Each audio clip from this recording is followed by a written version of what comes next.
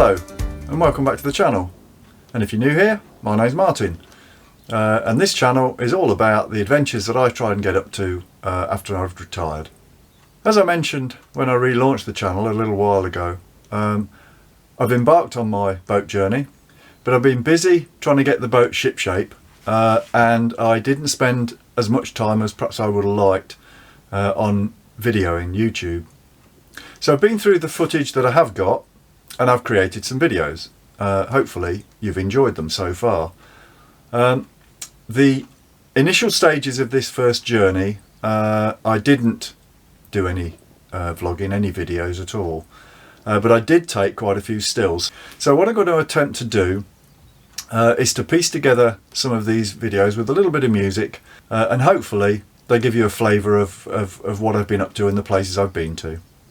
Okay, hope you enjoy.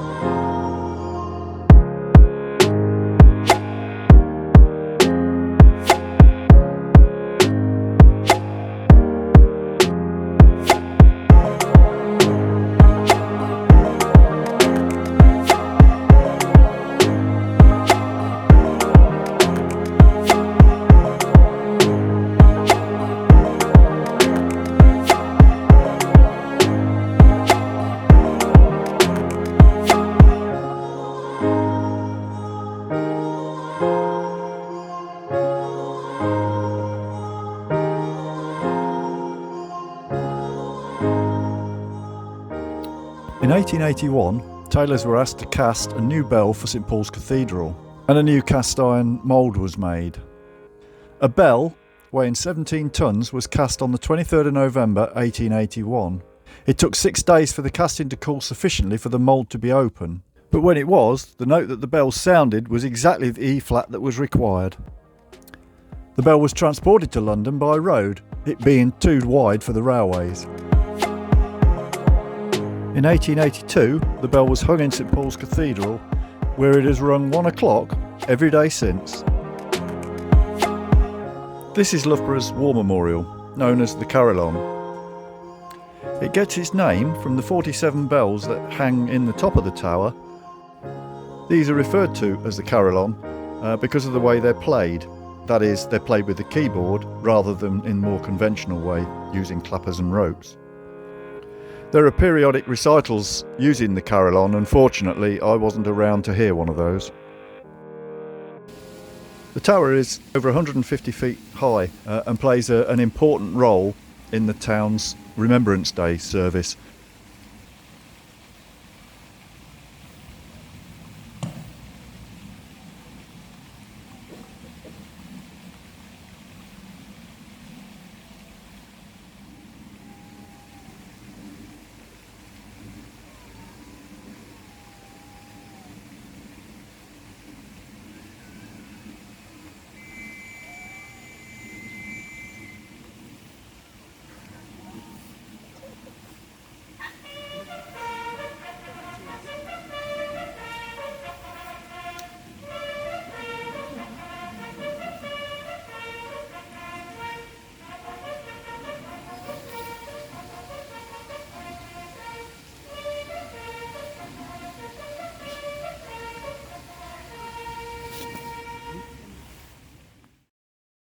Well, like a lot of the country, flooding played a significant part in some of my winter.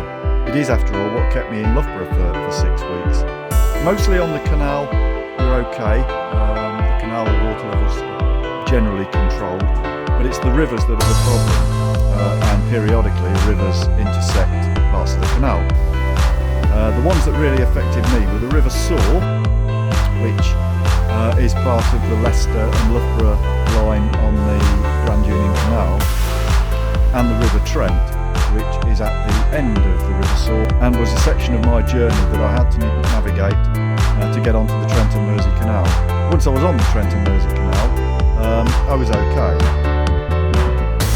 This was the River Trent near Swartston in sort of November-December 2023. At this point and during this period, the river was about a mile wide. Would you believe somewhere in there is a river? Now here I was fine.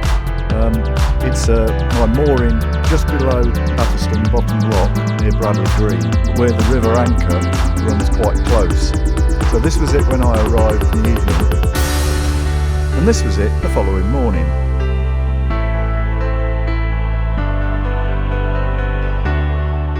Generally though, once I got back on the canals, things were great, and I was able to go exploring and really appreciate what was around me.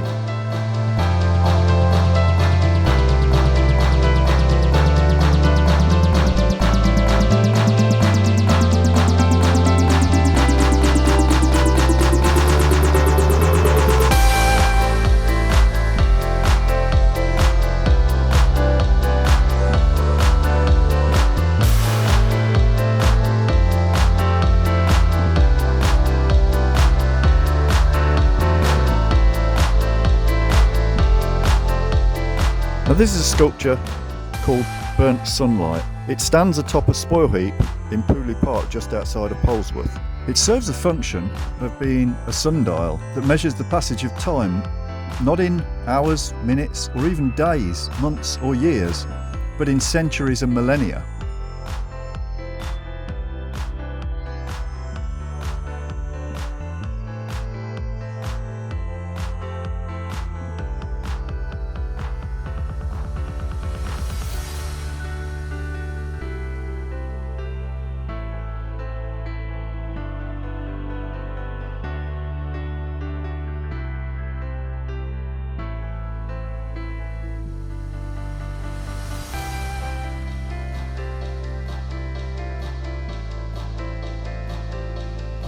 Okay, well this pretty much brings me not so much up to date, but heading towards the Ashby Canal, where I have got a little bit more in the way of footage. If you've stuck it through this far, thanks very much, and if you're not already, please subscribe to the channel, and if you want to see more about the Ashby Canal, ding the old bell, and if you feel that way inclined, give us a thumbs up. Okay, see you soon.